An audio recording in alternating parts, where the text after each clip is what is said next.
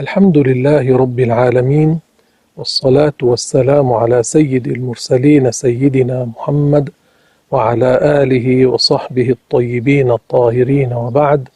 لله تعالى من معاصي البطن أن يأكل الشخص الربا وأن يأكل المكس. والربا هو شيء حرمه الله ونهى عنه الرسول صلى الله عليه وسلم.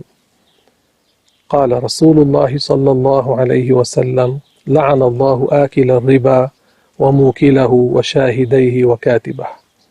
والربا أنواع، أشهرها عند الناس هو ربا القرض، وهو كل قرض جر منفعة للمقرض أو للمقرض والمقترض، فهذا ربا وهو من الكبائر. إذا إنسان أقرض إنسانا 10 وقال له بشرط أن تردها 11، فهذا ربا وهو محرم لا شك في تحريمه، كما قلت نهى عنه الله ونهى عنه الرسول صلى الله عليه وسلم.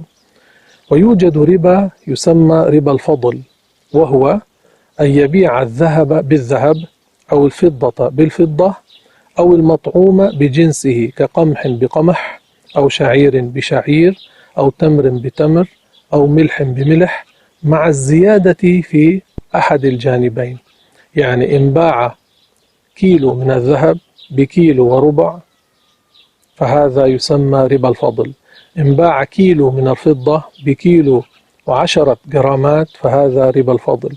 إن باع صاعا من التمر بصاعين من التمر فهذا يسمى ربا الفضل. إن باع صاعا من القمح بصاعين أو بصاع ونصف من القمح فهذا ربا الفضل. هذا حرام من الكبائر نهى عنه الرسول صلى الله عليه وسلم. ويوجد ربا يسمى ربا النسيئة أو ربا النساء، أي التأجيل، وهو أن يبيع شيئا مما ذكرت، الذهب بالذهب أو الفضة بالفضة أو القمح بالقمح أو التمر بالتمر، مع شرط التأخير. يعني قال له: أبيعك هذا الذهب بكذا من الذهب على أن تسلمني غدا، هذا حرام. أو بأن يتفرقا قبل التقابض.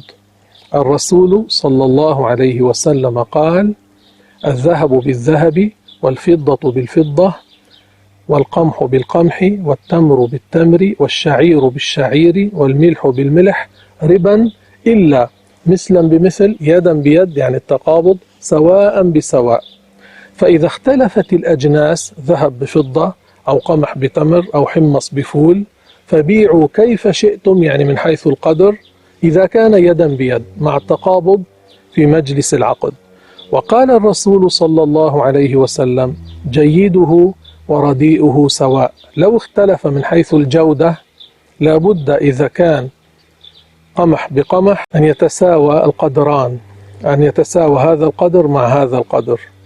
إذا باع الذهب بالذهب لابد أن يتساوى القدران، هذا الذهب كميته وزنه بوزن هذا الذهب الذي قابله به، الفضة قابلها بفضة، لابد من التساوي في القدرين من حيث الوزن هنا، وهناك من حيث الكيل في الفول والحمص والقمح والشعير والتمر.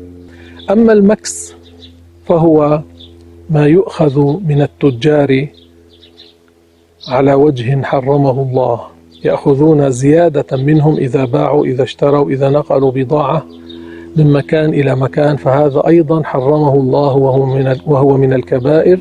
وقال رسول الله صلى الله عليه وسلم: لا يدخل الجنة صاحب مكس، أي لا يدخل مع الأولين من يأكل هذه الأموال التي تؤخذ زيادة على التجار إذا باعوا، إذا اشتروا، إذا نقلوا بضائعهم من مكان إلى آخر.